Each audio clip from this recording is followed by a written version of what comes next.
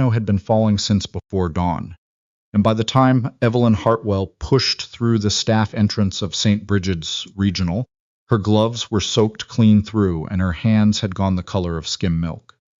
She didn't notice. She'd stopped noticing a lot of things in the last 14 months. Cold was just the temperature the world happened to be. Now, Stoke. She clocked in 2 minutes early, the way she always did, and she stood in front of the little locker that still had a strip of masking tape on it reading Hartwell in her own handwriting from 6 years back. Somebody had drawn a smiley face on it once, probably Sadie, and the marker had faded, so the smile looked more like a person who'd been told some news they were trying to be brave about. Evie understood that face. She tied her hair back, smoothed down her scrubs, and went out to start the morning rounds on Ward 4 East, the long-stay ward, the one everybody on the floor called, when they thought no one was listening, the departure lounge. She had asked to be transferred there. That was the part nobody at the hospital could quite make sense of. A 32-year-old nurse with good hands and a steady record, and she'd put in the paperwork to leave maternity and come up here to 4 East, where the patients were old and tired and mostly waiting, where the wins were small and the losses were certain. Nurse manager Priscilla Vance had called her into the office about it and folded her hands on the desk and asked, carefully, the way you'd ask someone standing near the edge of a bridge whether Evie thought this was the right move, given everything. Given everything. That was how people said it. As if her whole life had been packed into a box marked everything and shoved into a closet nobody wanted to open. Evie had said yes. It was the right move, and she'd meant it, though she couldn't have explained why. The truth, the part she didn't say, was that she couldn't stand to be in maternity anymore. Couldn't stand the sound of it. The first cries, the relieved laughter, the balloons tied to bed rails. She'd spent 11 years helping new life into the world, and then her own had come out still and blue and silent. And after that, the joy of that floor felt like a thing happening behind glass, to other people, in another language she'd forgotten how to speak. On 4 East, nobody was waiting for joy. That was almost a comfort. The ward was quiet at that hour, just the hum of the radiators and the soft electronic chirp of a monitor somewhere down the hall. Evie went room to room with her cart. Mrs. Okonkwo in 412, who liked her tea so strong the spoon could stand up in it. Old Mr. in 415, who'd forgotten most of his life, but still, every single morning, asked after a dog named Biscuit, who'd been dead for 30 years. And every single morning Evie told him Biscuit was out back in the yard, having a fine time, and watched the worry go out of his face. She'd decided a long time ago that some lies were a kind of medicine. You didn't pour them out just because they weren't true. It was in 418 that she first met the man who would, though she had no way of knowing it then, hand her back her own life. On the door said, Brennan, Desmond, R. 86.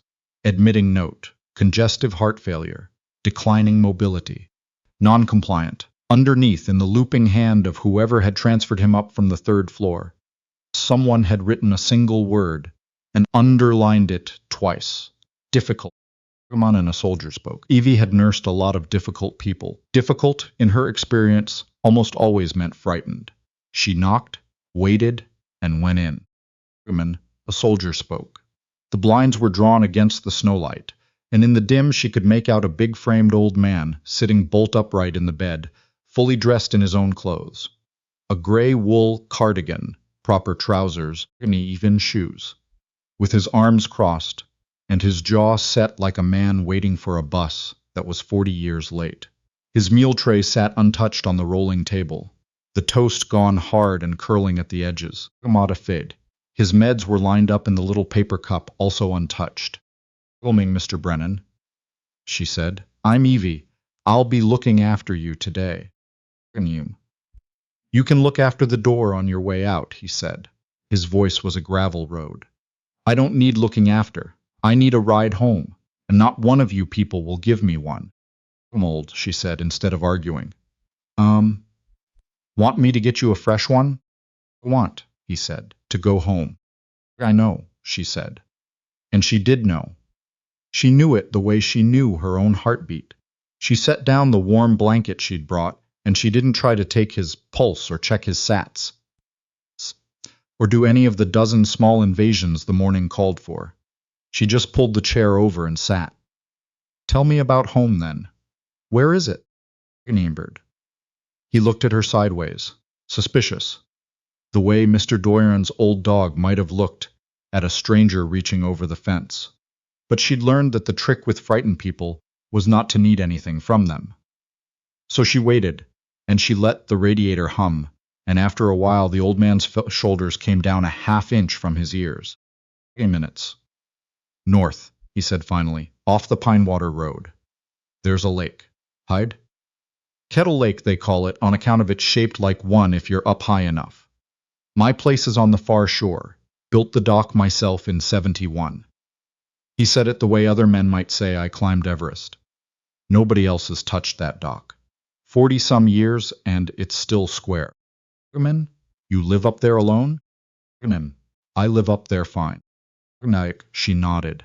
She didn't say what the chart said, that there was a daughter in Calgary who hadn't returned the social worker's 3 calls, that the home assessment had come back unsafe, that the word in the discharge meeting had been placement, which was the gentlest, ugliest word the hospital owned. She just said, I bet it's something at this time of year. The lake. Lightning moved across the old man's face then. Not a softening. Exactly. More like a door opening 1 inch onto a room he hadn't been into in a long while. Making on. It freezes from the edges in, he said quietly. You can hear it, the ice making. Like a whale singing, way out under the dock at night. People don't believe me when I tell them. But you stand out there in November with the cold coming up through your boots, and you hear that lake talking and you know. He stopped. His jaw worked. You know you're somewhere real. Muttering.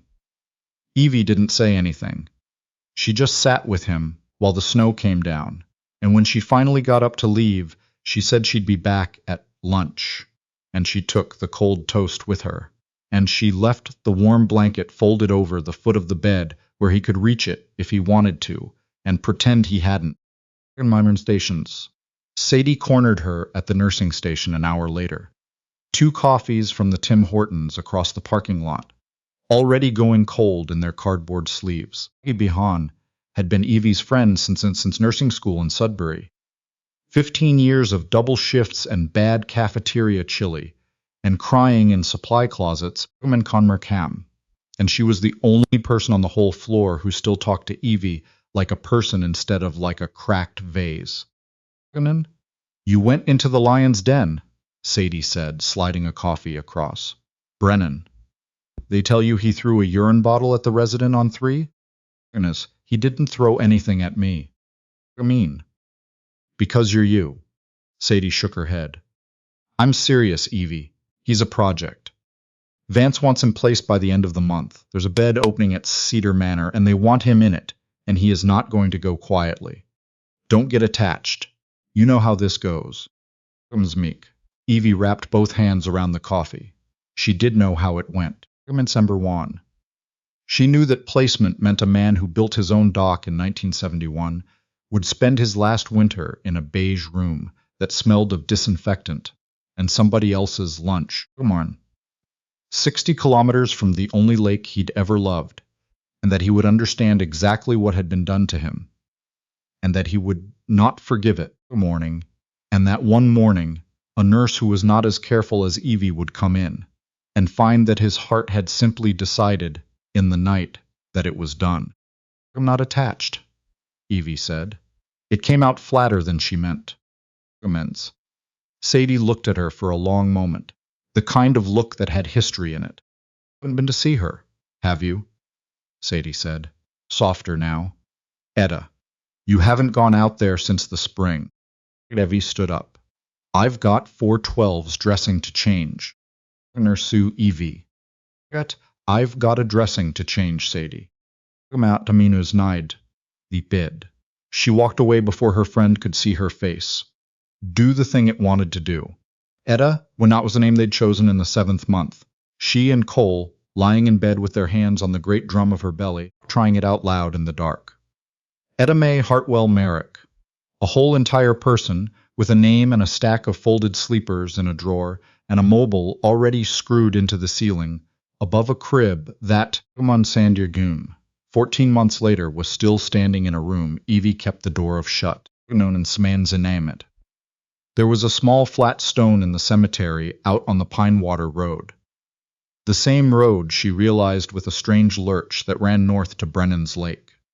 She had not been able to make herself stand in front of that stone since the snow melted. She told herself it was because the ground was muddy in spring. She told herself a lot of things. Girl had moved out in October. Grief, the counselor said, doesn't bind people. It tends to scatter them, like a hard wind through dry leaves. He'd been kind about it, which was almost worse. He'd held her hands and said he just couldn't keep watching her disappear, and the awful thing was she'd understood, because she couldn't watch it either, and there was no looking away. Mrs. Okonkwo. She changed Mrs. Okonkwo's dressing with steady hands, and a smile and a story about her drive in through the snow, and Mrs. Okonkwo patted her wrist and called her a good girl, and Evie went into the supply closet afterward and stood in the dark for exactly 90 seconds, breathing, before she came back out and went on with her day. 90 seconds. She'd timed it once. It was the most she could spare. Her mate's done. She came back to 418 at lunch, like she'd said she would, with fresh toast and the small, useless, deliberate dignity of having kept a promise to a man everyone else had given up on. Coming back after that. Not because of any plan. Just because Brennan, alone of all of them, didn't want anything from her, except to be treated as though he were still a man, and not a problem to be solved. And she, it turned out, didn't want anything from him except a reason to sit still somewhere that wasn't the supply closet. Human and Kime type. It went slow. He'd not at first, and she didn't push. She learned the shape of his days. That he'd been a millwright at the paper mill in Pinewater for 31 years, before it closed. That he'd lost his wife, Lorraine, to the same heart trouble that was coming now, for him, 11 years back, in the spring, when the ice was going off the lake. Murder spoke. That he and Lorraine had had the one daughter, Renata, who'd gone west at 19 and built a life of her own and a wall of her own, and that the wall had something old and load-bearing in it that neither of them would name. He never spoke ill of Renata.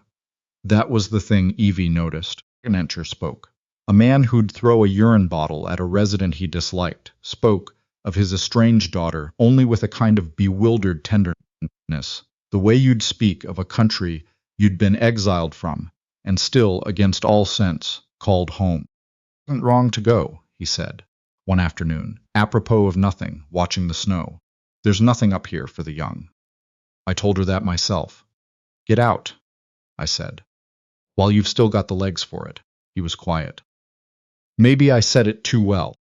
Elaine Bouchard, the attending on 4 East, took a quiet interest in what Evie was doing, though she'd never have called it that. Bouchard was French from up in Hearst, a small, unflappable woman of about 60. With reading glasses she wore on a beaded chain and a way of saying difficult things in a soft voice that made them easier to hear. She caught Evie in the hall. One evening, after the placement meeting, where Vance had laid out the Cedar Manor timeline like a train schedule, brisk, settled, a done thing.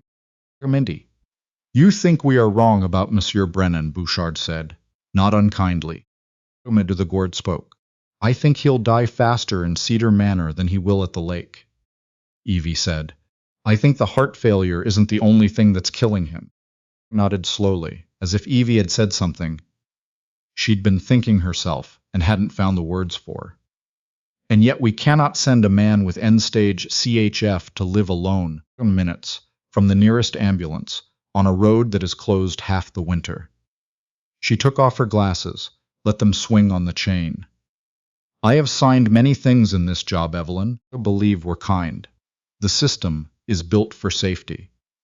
It is not always built for mercy. They are not the same thing. Easy. People think they are. She looked tired suddenly, in a way Evie had never seen on her. Do what you can for him in the time he has here. That is mercy. That, at least, no one can sign away. The breakthrough, when it came over a hockey game. And it was a Saturday. Late, near the end of Evie's shift.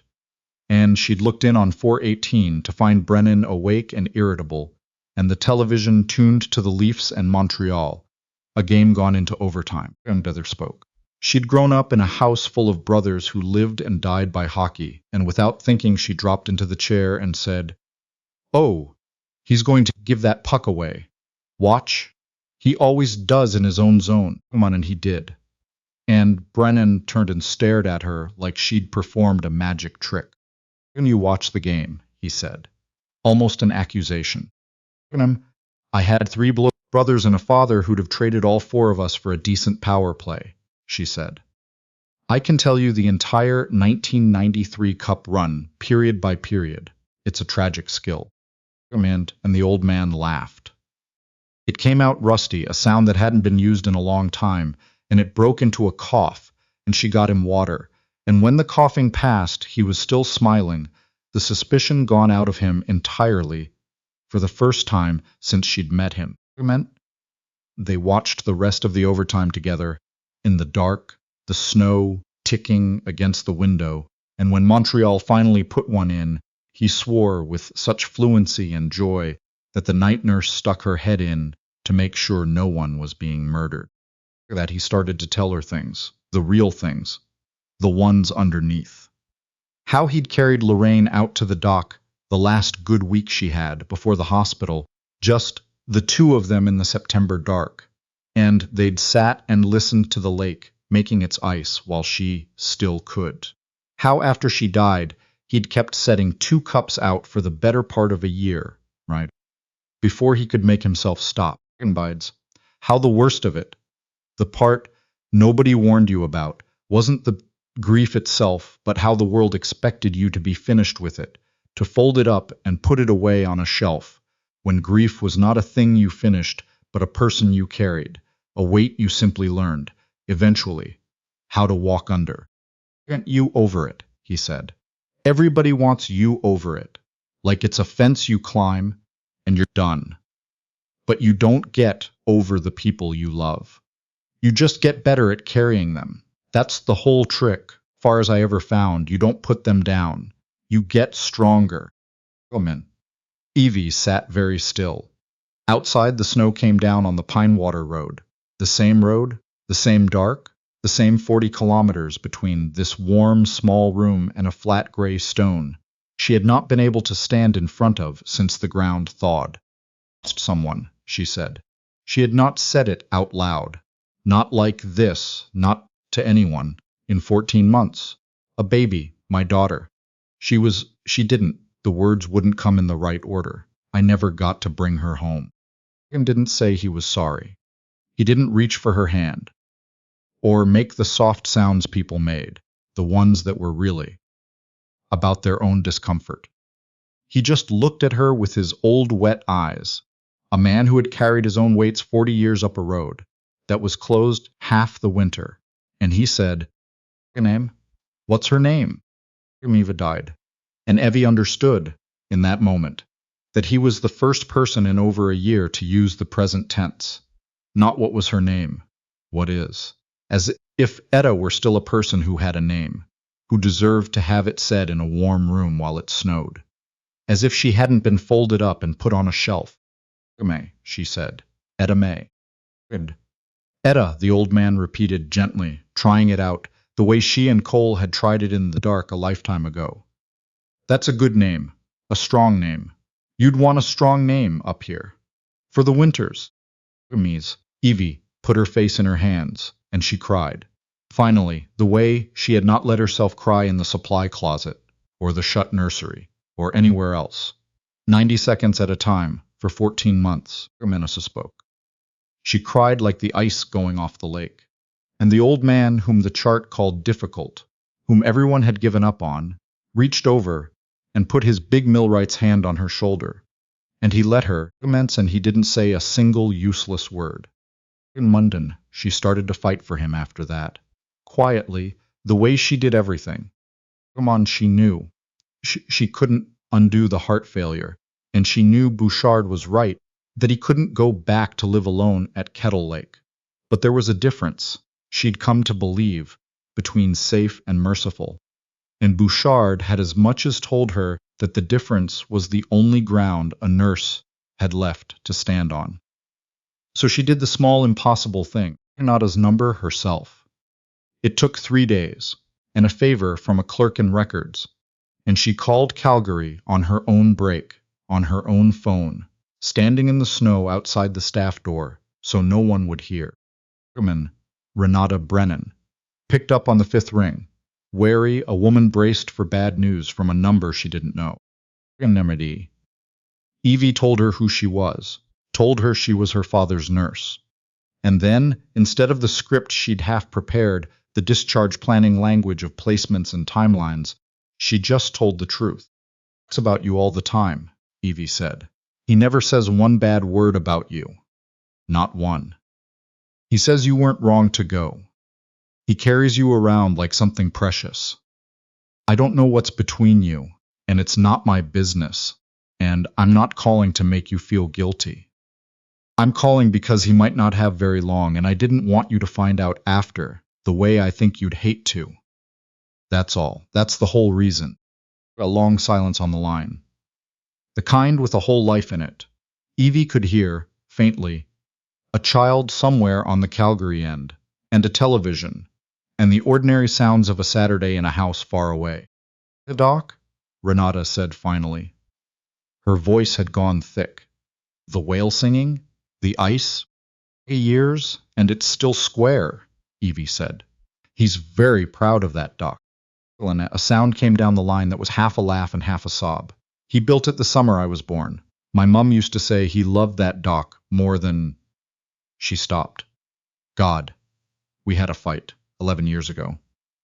At my mum's funeral, of all the places. I said some things. He said some things. And then we let it go on. You think you've got time. You always think you've got more time. And now, Evie said softly. Not a lot, but some. And flew. In 4 days later, in the worst of a January cold snap, the kind where the air hurts your teeth and the snow squeaks underfoot like styrofoam.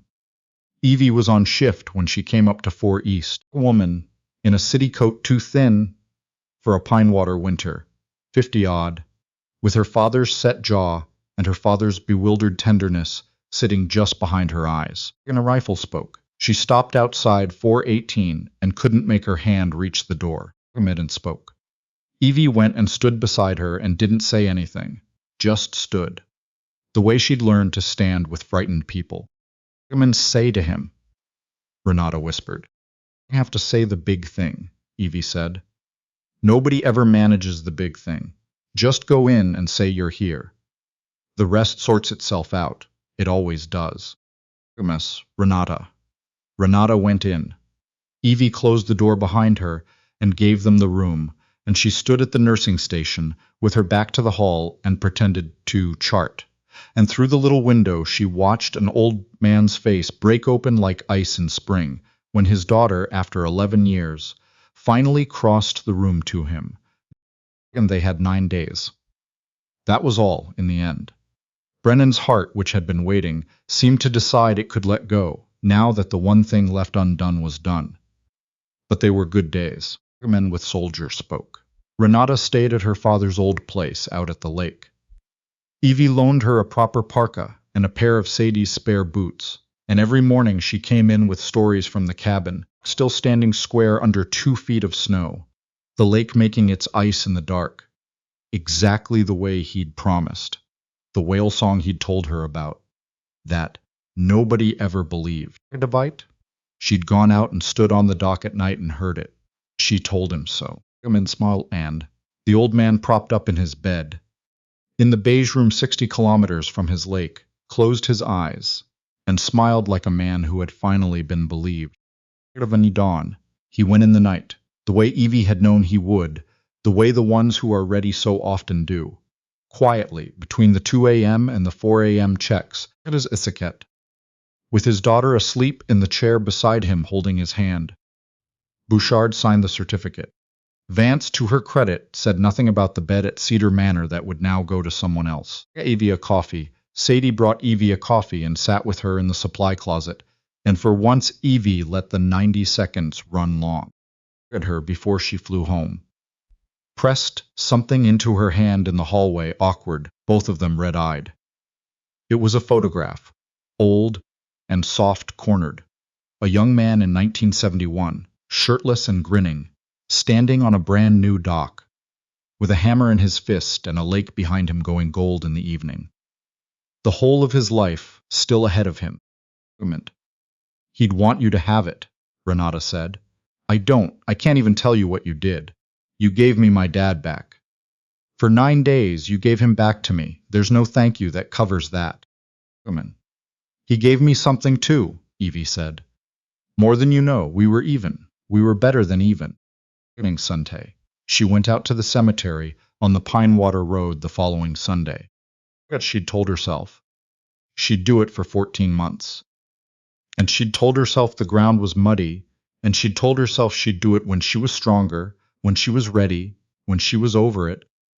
And it was Brennan, and the Tvit Gin, dead a week, who finally got her out the door because of the thing he'd said about not getting over the people you love, but only getting better at carrying them. She'd been waiting to be finished, and he'd told her there was no finished. He'd told her the whole trick was that you didn't put them down. You got stronger, and somehow that, the permission to never be done, was the only thing that had ever made it bearable enough to go. Mid. The cold snap had broken, and there'd been a fresh fall overnight, clean and unmarked, and the cemetery was very quiet and very white. The way the whole north went quiet under new snow, as if the world were holding still out of respect. She found the small flat stone. She cleared the snow off it with her bare hand, the way Brennan had told her he used to clear the snow off Lorraine's. E.T. May Hartwell Merrick, the stone said. Village, you're gone. And underneath the 2 dates that were the same date, the cruelest arithmetic there is.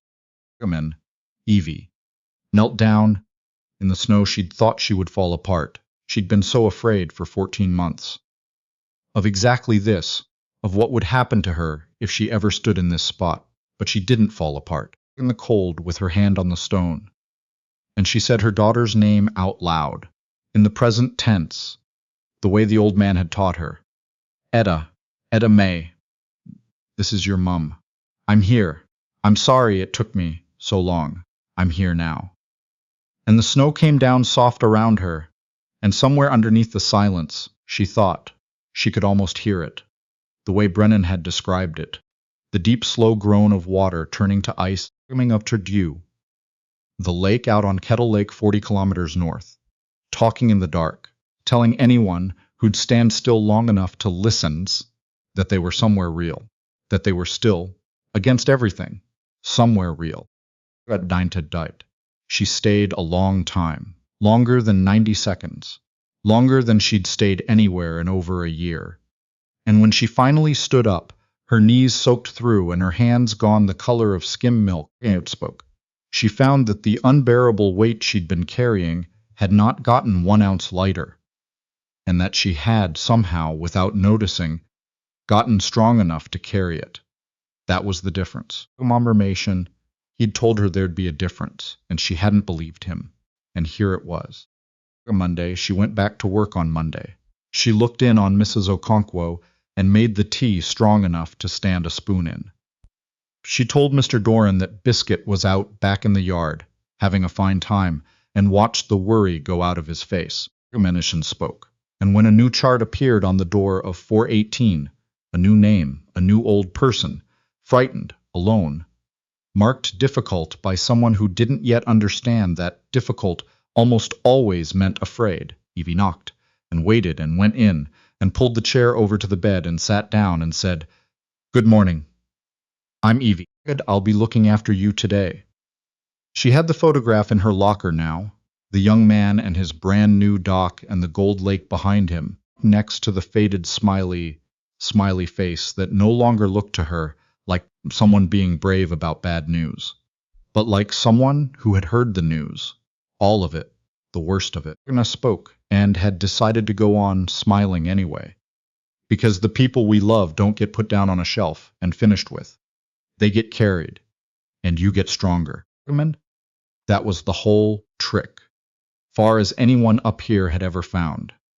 She'd learned it in a beige room 60 kilometers, from a lake she'd never seen, from a man everyone else had given up on, in the depths of the longest winter of her life. And she would carry it, the way she carried Etta now, all the rest of the way home. This time I believed that being strong meant being finished. I thought grief was a fence you climbed. And if you were just disciplined enough, just brave enough, you'd get to the other side and be done with it. And everyone around you could finally stop watching you with that careful look on their faces. I was wrong about that. And it took an 86-year-old man in a beige room to set me straight. What struck me most about Evie's story is how small the turning points really were. She didn't save Brennan with some heroic intervention.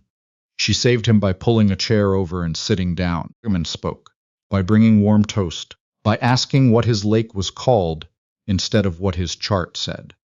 The chart called him difficult, and everyone took that at face value, and so everyone got difficulty back.